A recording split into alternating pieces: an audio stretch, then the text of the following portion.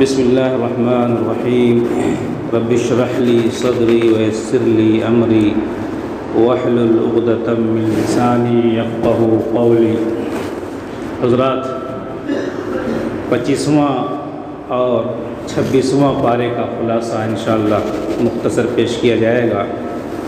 اس سورہ میں سورہ حامیم سجدہ کی بقیہ چند آیات و مضامین سے 25واں پارہ شروع ہو رہا ہے۔ اس پارے کے شروع میں فرمایا گیا کہ قیامت کا علم اللہ کو ہے۔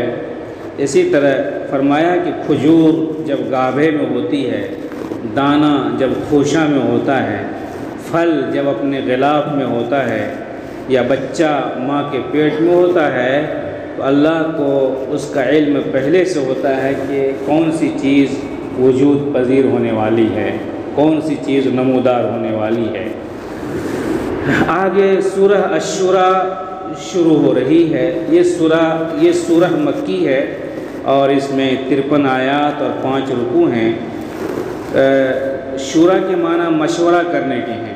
یہ لفظ اس سورہ کی آیت نمبر 38 میں اس طرح آیا ہے، وَأَمْرُهُمْ شُورَى بَيْنَهُمْ، یعنی مسلمان اپنا کام مشورہ سے کرتے ہیں۔ اسی مناسبت سے اس سورہ کا نام شورا ہے۔ آگے فرمایا کہ آسمان و زمین سب اللہ کی ہیں اور وہ سب سے بڑا اور اونچا ہے۔ اللہ کی شان اور جلال یہ بتایا کہ اس کی جلال اور شان کی وجہ سے آسمان ایسا لگتا ہے کہ پھٹ جائے گا، یا اس وجہ سے لگتا ہے کہ آسمان پھٹ جائے گا کہ آسمان کے اندر 4 انگشت 4 انگلی بھی زمین ایسی خالی نہیں ہے جہاں فرشتے سجدے میں نہ ہوں۔ آگے نبی سے فرمایا کہ آپ مکہ کے آس پاس کے لوگوں کو قیامت کی ہولناکی اور نیکی کرنے والوں کو جنت کی بشارت اور بدی کرنے والوں کو جہنم کی دھمکی سنا دیں۔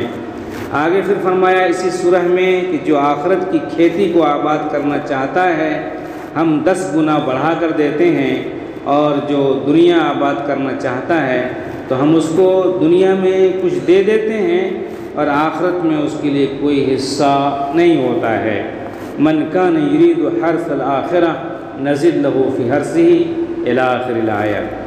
آگے اللہ نے فرمایا کہ حکمت کی بات فرمایا اللہ نے اسی سورہ کے اندر فرمایا، وَلَوْ بَسَطَ اللَّهُ الرِّزْقَ لِعِبَادِهِ لَبَغَوْا فِي الْأَرْضِ، اگر اللہ تعالیٰ پھیلا دیتے روزی اپنے بندوں کو تو زمین میں فساد مچا دیتے، لیکن اللہ تعالیٰ جتنا چاہتا ہے روزی اتارتا ہے۔ مطلب یہ ہے کہ اللہ کے خزانے میں کسی چیز کی کمی نہیں ہے۔ اگر وہ چاہے تو تمام انسانوں کو غنی بنا دے، مالدار بنا دے، لیکن یہ حکمت کے خلاف ہے۔ اگر ایسا ہو جاتا تو لوگ بغاوت پر اتر آتے اور سب فرعون بن جاتے اور زندگی کی گاڑی رک جاتی۔ اس میں زندگی میں اللہ نے مختلف رنگ پیدا کر کے سب کی ضرورت کو سب سے وابستہ کر دیا ہے۔ اگر دنیا میں سب فرعون اور نمرود ہی بن جاتا تو ظاہر بات ہے دنیا کا نظام ٹھپ پڑ جاتا۔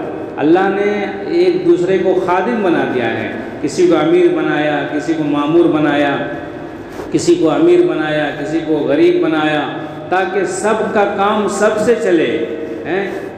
شہر والے دکان کرتے ہیں، دیہات والے کھیتی کرتے ہیں، دودھ دودھتے ہیں، بھینس پالتے ہیں، اور ان کو خدمت میں لگا دیا کہ ان کو دودھ پہنچا رہے ہیں، غلہ پہنچا رہے ہیں، سبزی پہنچا رہے ہیں، اور ان کو ان کی خدمت میں لگا دیا کہ ضرورت کے سامان لے کے بیٹھے ہوئے ہیں، تم ان کی ضرورت پوری کرو۔ اگر سب ایک ہی سامان ہو جاتے، مثل ہو جاتے، تو پھر دنیا کا نظام ٹھپ پڑ جاتا اور معطل ہو جاتا، گاڑی نہیں چل سکتی۔ اسی کو اللہ نے فرمایا ہے۔ آگے اللہ تعالیٰ نے فرمایا، وَالَّذِينَ اسْتَجَابُوا لِرَبِّهِمْ وَأَقَامُوا الصَّلَاةَ وَأَمْرُهُمْ شُورَى بَيْنَهُمْ، جو آیت ابھی پہلے پڑھی گئی، اس کا ترجمہ یہ ہے کہ جنہوں نے اللہ کا کہا مانا اور نماز قائم کیا اور مشورے سے کام کرتے رہے اور جو ہم نے دیا ہے اس میں سے خرچ کرتے ہیں، اس کا اجر اللہ کی ذمہ ہے۔ اس آیت میں یہ بات سمجھ میں آئی کہ مشورے سے کام کرنا اللہ کو پسند ہے، اور وہ کام چاہے دین کا ہو یا دنیا کا ہو۔ نبی کریم صلی اللہ علیہ وسلم اہم کام میں صحابہ سے مشورہ لیتے تھے اور صحابہ کرام بھی آپس میں مشورہ کرتے تھے، بلکہ خلافت راشدہ کی بنیاد ہی مشورہ پر تھی۔ مشورہ کی ضرورت ان کاموں پڑتی ہے جو بہت اعلیٰ ہو، معتم بالشان ہو، بڑا کام ہو اور قرآن سنت سے منسوخ نہ ہو، یعنی ایسا کام ہو جس میں مشورہ کیا جانا چاہیے۔ ہر چھوٹا کام میں مشورہ کی ضرورت نہیں ہے۔ آدمی اب مشورہ کا یہ مطلب نہ سمجھ لے کہ کوئی بھی چاول پکانے جا رہے ہیں تو مشورہ کریں، کھیت جوتنے جا رہے ہیں تو مشورہ کریں، اس میں مشورہ کی ضرورت نہیں۔ بڑا کام، اعلیٰ کام جو ہو، جس کو مشورہ کے بغیر نہیں کرنے سے انتشار ہوگا، اس میں مشورہ ہوگا، اور مشورہ اس کام میں ہوگا جو منسوخ نہیں ہے۔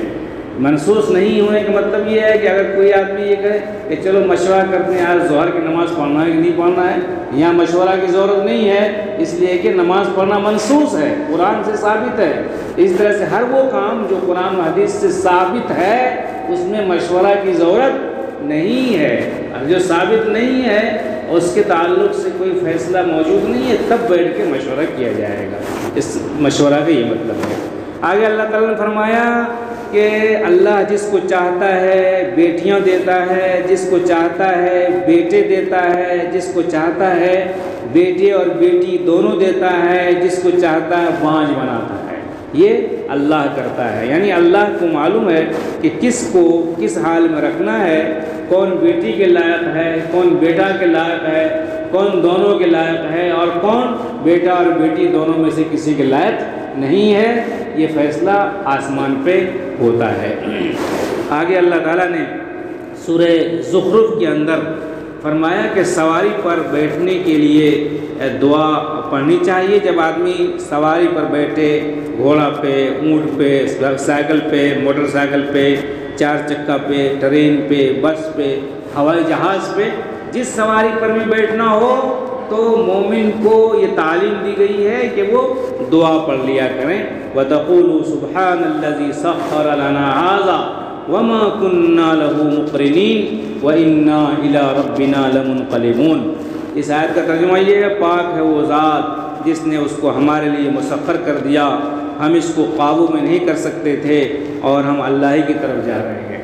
یہ دعا مکہ میں جب بالکل ابتدائی دور تھا، جو لوگ اونٹ، گھوڑے پہ، کھچر پہ بیٹھتے تھے، اس وقت بھی پڑھتے تھے، اے اللہ ہم اس سواری پہ بیٹھ رہے ہیں، سواری کو آپ نے میرے لیے کنٹرول کر دیا ہے اور اب ہم جا رہے ہیں آپ ہی کے پاس۔ ظاہر بات ہے اونٹ سے گرنے کے بعد، گھوڑا سے گرنے کے بعد آدمی کو زیادہ سے زیادہ چوٹ لگ سکتی تھی اور سر پھوٹ سکتا تھا، پاؤں ٹوٹتا، لیکن اس دعا کی جامعیت بلکہ قیامت تک اس دعا کے اندر ایک نکھار پیدا ہوتا رہے گا۔ جب بھی آدمی سواری پر بیٹھے گا، اس زمانے میں تو اس دعا کا مطلب صرف اتنا ہی تھا کہ پڑھ لو بھائی اللہ کا حکم ہے، ورنہ تم اللہ ہی کے پاس جا رہے ہو۔ اس وقت تو نہیں سمجھ میں آتا ہوگا زیادہ، لیکن آج جب آدمی ٹرین پہ بیٹھتا ہے، بس پہ بیٹھتا ہے، ہوائی جہاز پہ بیٹھتا ہے، جب چلتا ہے، ہوائی جہاز اڑتا ہے، آدمی دعا کرتا ہے کہ اے اللہ ہم آپ ہی کے پاس جا رہے ہیں۔ یقیناً چھوٹی سی غلطی انسان کو اللہ کے پاس پہنچا دے گی، یعنی جہاز کا تھوڑا سا ٹیکنک کا فیل ہو جانا، آدمی نہ جانے کہاں سے کہاں پہنچ جائے گا۔ اس لیے قرآن کی دعا کا مطلب آج اور زیادہ کھل کر کے سامنے آ رہا ہے۔ آگے اللہ تعالیٰ نے چند نہایت بصیرت افروز اور آنکھیں کھول دینے والی باتیں فرمائی ہیں۔ اللہ کا فرماتے ہیں اگر مصلحت نہ ہوتی تو ہم کافروں کے مکانوں کی چھتیں، زینے، دروازے، چوکھٹ، تخت، چوکیاں سب سونے چاندی کے بنا دیتے ہیں۔ اللہ تعالیٰ کہہ رہے ہیں کیوں؟ اس لیے کہ دنیا کافر کے لیے جنت ہے اور مومن کے لیے قید خانہ ہے۔ حدیث میں الدنیا سجن للمومن وجنت للکافر، دنیا مومن کے لیے قید خانہ ہے اور کافر کے لیے جنت ہے۔ تو جنت ہونے کا تقاضا یہ تھا کافروں کے لیے کہ اس کے گھر سونے کے بن جاتے، چاندی کے بن جاتے، لیکن اللہ نے اس کے باوجود بھی سونا، جنت ہونے کے باوجود بھی سونا اور چاندی کا اس لیے نہیں بنایا کہ کمزور ایمان والا مومن دیکھ کے کہتے کہ دیکھو قہر تو یہ ہے کہ کافر کو ملے حور و قصور اور بیچارے مسلمان کو فقط وعدے ہو۔ اس لیے اللہ تعالیٰ نے کافروں کو بھی اتنا نہیں دیا جتنا ملنا چاہیے دنیا میں، اور ہم لوگوں کے لیے اللہ تعالیٰ نے الحمدللہ آخرت میں سب کچھ رکھا ہے۔ پھر آگے اللہ تعالیٰ فرماتے ہیں جو اللہ کے ذکر سے آنکھیں چراتا ہے اس کے ساتھ شیطان مقرر کر دیا جاتا ہے۔ آگے فرمایا جہنمی لوگ جہنم کے داروغہ سے کہیں گے کہ اے مالک، جہنم کے داروغہ کا نام ہے مالک، کہیں گے اے مالک نہ ہم مر رہے ہیں نہ جی رہے ہیں، آئیے ہمارا کام تمام کر دیجئے، ہم کو موت دے دیجئے۔ داروغہ کہے گا نہیں، بس اسی حال میں پڑے رہو۔ آگے اللہ تعالیٰ نے فرمایا کہ انا انزلناہ فی لیلۃ مبارکۃ انا کنا منذرین فیہا یفرق کل امر حکیم۔ یہ سورہ الدخان کی آیت ہے، اور اس میں یہ فرمایا گیا کہ قرآن کو ہم نے نازل کیا ہے مبارک رات میں، اور ہم ڈرانے والے ہیں، اس میں بہت سے حکمت والے فیصلے کیے جاتے ہیں۔ یہ کون سی رات ہے؟ بعض علماء کہتے ہیں شب قدر کی رات ہے، بعض فرماتے ہیں کہ شب برات کی رات ہے۔ جو بھی ہو تو محققین کا کہنا یہ ہے کہ شب برات میں یعنی 15ویں شعبان میں کام کا آغاز ہوتا ہے، پھر شب قدر میں آ کر کے انجام پذیر ہوتا ہے، فائنل ہوتا ہے، یعنی کس کو دنیا میں رہنا ہے، کتنے دن کتنی روزی ملے گی، وہاں شروع ہوتا ہے، یہاں فائنل کیا جاتا ہے۔ یہ حضرت محققین علماء کا یہ کہنا ہے۔ پھر آگے اللہ تعالیٰ نے آگے سورہ الجاسیہ ہے، اس کے بعد اس سورہ میں فرمایا گیا کہ بے شک آسمان و زمین کی تخلیق میں مومنین کے لیے نشانیاں ہیں، اور خود تمہاری پیدائش میں اور رات و دن کے آنے جانے میں، مردہ زمین کو زندہ کرنے میں، ہواؤں کے چلنے میں، عقل والوں کے لیے بلا شبہ نشانیاں ہیں۔ آگے 26واں پارہ میں جو سورۃ الاحقاف سے شروع ہو رہا ہے، اس سورہ میں بھی کہ مختلف آیات میں اللہ نے معبودان باطل کے پجاریوں کو مخاطب کر کے کہا ہے کہ بتاؤ جن بتوں کو تم پوجتے ہو انہوں نے آسمان و زمین میں سے کون سی چیز ہے جو اس نے پیدا کیا؟ اس سے بڑی حماقت، بیوقوفی اور گمراہی کیا ہوگی کہ تم خدا کو چھوڑ کر ایک ایسی بے جان چیز کو پوجتے ہو اور اپنی حاجت پوری کرنے کا ذریعہ بناتے ہو جو خود محتاج ہے۔ آگے پھر اللہ نے والدین کے ساتھ حسن سلوک کا حکم دیا، فرمایا کہ دیکھو کہ تمہاری ماں حمل ہونے کے بعد سے پیدائش تک کیسی کیسی تکلیفیں اور مصیبتیں برداشت کرتی ہیں، پھر دودھ پلاتی ہیں، برسوں بچے کی دیکھ ریکھ کرتی ہیں، اپنے آرام اور راحت کو بچے کی راحت کے لیے قربان کر دیتی ہے۔ اس کا تقاضا یہ ہے کہ بچوں کو چاہیے بڑے ہونے کے بعد کہ ماں باپ کی خوب خدمت کریں۔ اسی پارہ میں سورہ محمد بھی ہے، اس کے شروع میں فرمایا کہ جن لوگوں نے نیک عمل کیا اور محمد پر نازل ہونے والی باتوں کو قبول کیا وہ حق پر ہیں، اور جنہوں نے انکار کیا وہ راہ راست سے بھٹکے ہوئے ہیں۔ یہ اللہ نے سورہ محمد کے اندر فرمایا، اور آگے سورہ محمد کے اندر ایک خاص بات یہ فرمایا کہ متقیوں کو جنت میں 4 نہریں ملیں گی۔ ایک نہر صاف شفاف پانی کا، وعد الجنت التي وعد المتقون، قرآن میں ہے کہ وہ جنت جس کا وعدہ متقیوں سے کیا گیا ہے وہ کیا ہے؟ فیہا انہار من ماء غیر آسن، اس کی تفصیل بیان کی گئی ہے کہ صاف شفاف پانی کی نہر، دوسری دودھ کی نہر، تیسری شراب کی نہر، چوتھی شہد کی نہر۔ اسی پارے میں سورہ الفتح بھی ہے، یہ سورہ مدنی ہے، اس میں 29 آیات اور 4 رکوع ہیں۔ اس پارہ میں فتح مکہ کی فتح مبین کی بشارت دی گئی ہے، اور صلح حدیبیہ کا نقشہ پیش کیا گیا ہے۔ جب آپ خواب کی بشارت کے مطابق ساتھیوں کے ساتھ عمرہ کے لیے روانہ ہوئے تو کافروں نے عمرہ سے روک دیا۔ 7 ہجری میں جب جا رہے تھے کافروں نے کہا کہ ہم تمہیں عمرہ نہیں کرنے دیں گے۔ مکہ میں داخل ہونے سے منع کرنے کے لیے پوری ایڑی چوٹی کا زور لگا دیا ان لوگوں نے۔ وہاں پر دونوں فریق نے بیٹھ کر کے چند شرطوں کو طے کیا، کافر بھی تھے مسلم بھی تھے۔ اب وہ شرط ایسی تھی کہ مسلمانوں نے دب کر صلح کیا، اس طرح سے دب کے صلح کیا کہ کہیں پر بھی مسلمانوں کے فائدے کی بات نہیں کی گئی، یعنی مسلمان واپس جائیں حج نہیں کر سکتے ہیں، ہمارا کوئی کافر مسلمان کے پاس چلا جائے محمد کے پاس تو واپس کرنا پڑے گا، اور محمد کا آدمی ہمارے پاس آ گیا تو واپس نہیں کریں گے، وغیرہ وغیرہ۔ بہت ہی سخت شرطیں تھیں اور سب مسلمانوں کے خلاف تھی۔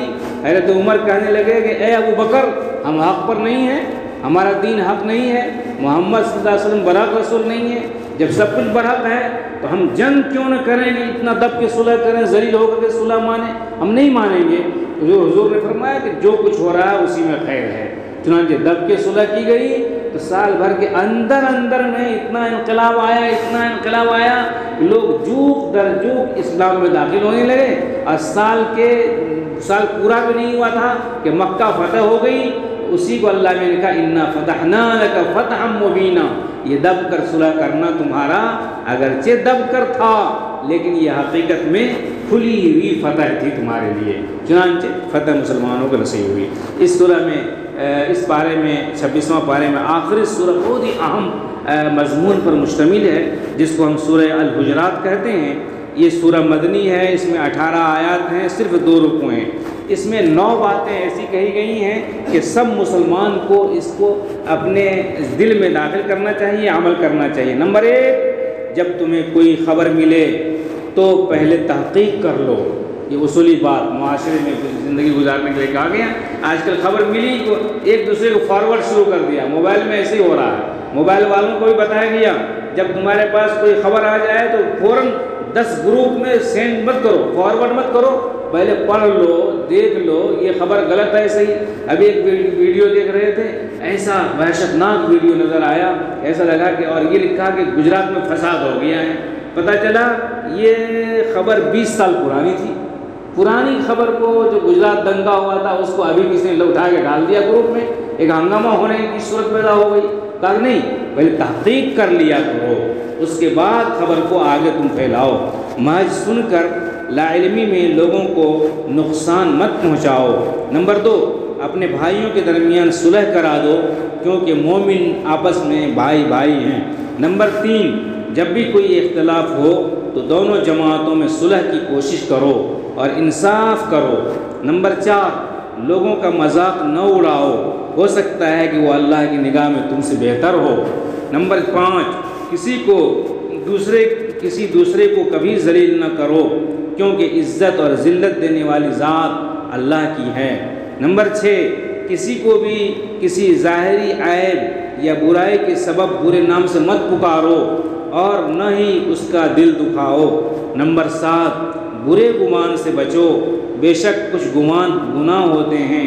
اپنے ذہن اور دماغ کو برے خیالات اور گندی سوچ سے بچا کر رکھو۔ ایک دوسرے کے پردے ہٹانے اور راز جاننے کی کوشش نہ کرو، اس سے اسلام میں منع کیا گیا ہے۔ نمبر 9، ایک دوسرے کی غیبت نہ کرو، یہ کبیرہ گناہ ہے، اور غیبت کرنا اپنے مردہ بھائی کا گوشت کھانے کے برابر ہے۔ اس سورہ حجرات کے بہت ہی اہم مضامین ہیں جو میں نے بہت ہی مختصر کر کے آپ کو پیش کیا ہے، ورنہ ہے تو لمبا، اس کو بیان کیا جائے تو ظاہر بات ہے بہت ہی اہم موضوع ہے، گھنٹوں لگ سکتا ہے۔ صرف غیبت پہ بات کی جائے تو نہ جانے کتنا ٹائم لگ جائے گا۔ ایک موضوع ایسا ہے کہ پورے انٹرنیشنل قانون پر مشتمل قوانین ہیں۔ اللہ تعالی ہم سب کو ان باتوں پر عمل کرنے کی توفیق عطا فرمائے۔ وآخر دعوانا الحمدللہ۔